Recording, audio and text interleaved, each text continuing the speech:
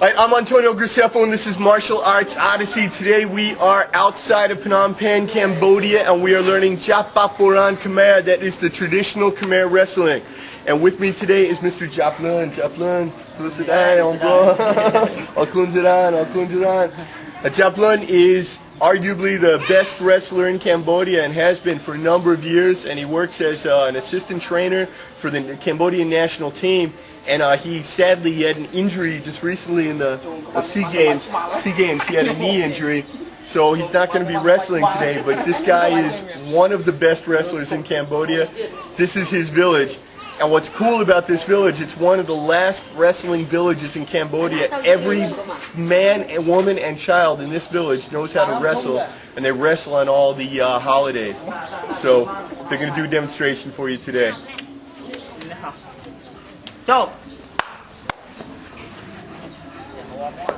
Cambodia has both modern Olympic wrestling and traditional wrestling.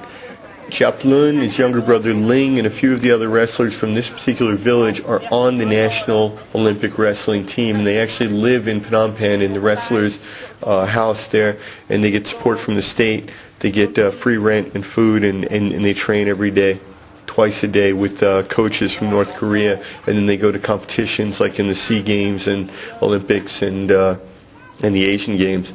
So Jap Leun is a very accomplished wrestler. Now the traditional Khmer wrestling has a lot of similarity to modern Olympic wrestling, but the bulk of the wrestlers that you'll see in the video were only trained in the village, and this is just an art that's been handed down from, I want to say from father to son, but women wrestle too. It's just been handed down from generation to generation. Normally there'd be music playing in the background, similar to the music used for the Khmer boxing, and the dancing is a huge part of the art, because this is an art, so you have to have the dancing as well as the wrestling. It's not just about winning.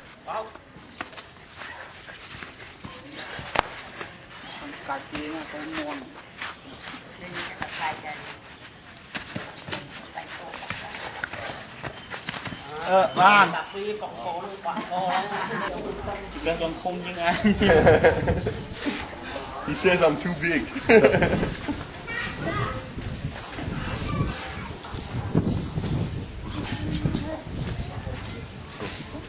Okay, what I'm wearing right now is called Jongkabund, and this is the traditional wrestling outfit for Cambodia. And this is actually made from two headscarves. The Khmer scarves are called krama, and Khmers can wear them about a million different ways. You see around their head, and the ladies wear them as veils, and they wear them as shawls, and they'll even wear them as a skirt. For a Khmer man, one of these things will go around his waist pretty easily, but my waist is about double that of a normal Khmer man. So, but anyway, they made it work.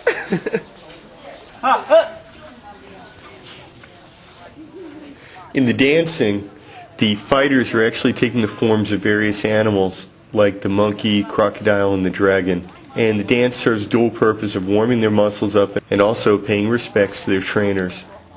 And when they get into scuffles, it really does look like maybe two water buffaloes butting heads, or two crocodiles locked up, you know, jaw to jaw, trying to kill each other. And they break off and they dance again.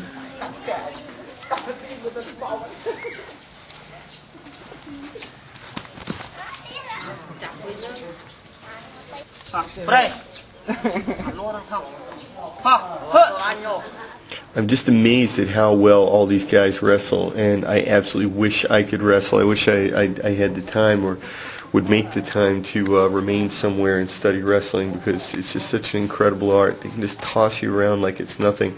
It's so easy for them. Interestingly, the wrestlers who wrestle on the Olympic team for Cambodia, the ones who do the modern wrestling, they actually receive a small salary from the state, about $25, and then they can win medals at, say, the Sea Games or the Olympics, and they actually get cash prizes from the government for each medal that they win. These guys, the traditional wrestlers, don't get anything. I mean, nobody's supporting them, nobody's giving them money to train, and they're all rice farmers, and they're working really hard. And actually, even today that we're filming, they told me that they were going to have to take half a day away from the rice paddies, and you know, but they were happy to do it to demonstrate their culture.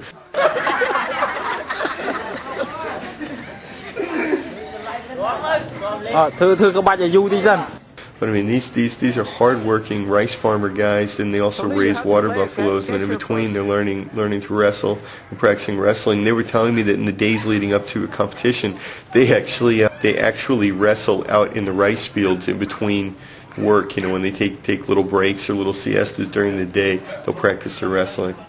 Like so many other Khmer arts, wrestling was apparently a lot bigger before the Khmer Rouge days. According to Jap Leun, who is one of the leading Olympic committee members here and a leading wrestler who was trained in Korea, in North Korea, before the Khmer Rouge, nearly every single village had wrestling, and today there's only a handful of villages that still do it.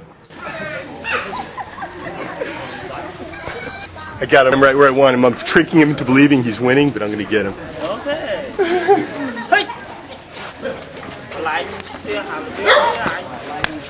Under both the Khmer Rouge regime and under the Vietnamese regime, any form of martial art was banned. So that's why a lot of the boxing, kickboxing, and these things started again in 1987 or 88, just as the Vietnamese regime ended. The Khmer Rouge regime lasted until 1979, and then the Vietnamese drove out the Khmer Rouge, and they occupied the country until about 87, 88, at which point the ban on martial arts was lifted, and then wrestling and boxing and things came back. But because boxing is a way of earning money, people could see it as a career, could see taking time away from rice planting to go box because they can earn cash.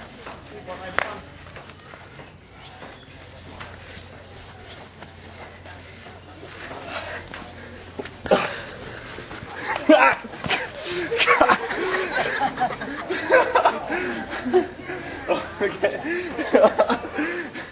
So winner.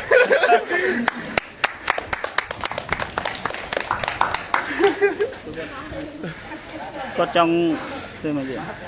Play ở miền play miền play miền sự cảm thiệp rồi tam play. Jap Leun's saying that when they do this for real, they use music similar to the Brett Al-Saray music, the boxing music, and they actually have dancing, and they have costumes, and they have buffalo racing. But we're not going to do that today. What do you want to do next? I'm going to rest a minute, and then I'm going to wrestle one of the smaller guys. In a cash-poor society, a lot of the farmers don't have access to a lot of cash, so even going to fight for $15 or $20 can mean a lot to them. But for wrestling, because the wrestlers can't really earn any money, I guess it just wasn't a priority, and so farmers either remained farmers or became kickboxers, but they didn't pursue the wrestling. So the art is, I won't say it's dying out, but it's certainly endangered. Okay, so they found the smallest guy in the village for me to wrestle. Even if I win, it's not a victory, but I got a feeling he's going to win. It's all on skill. Okay. Okay.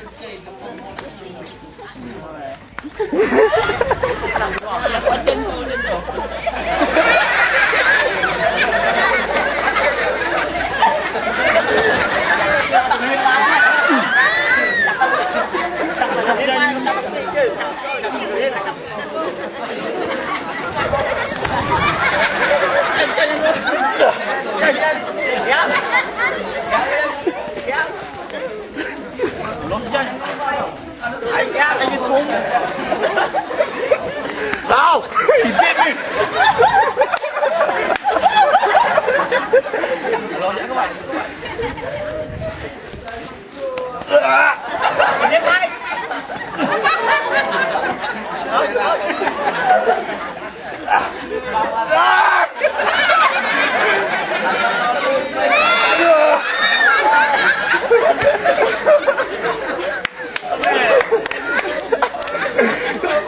The winner!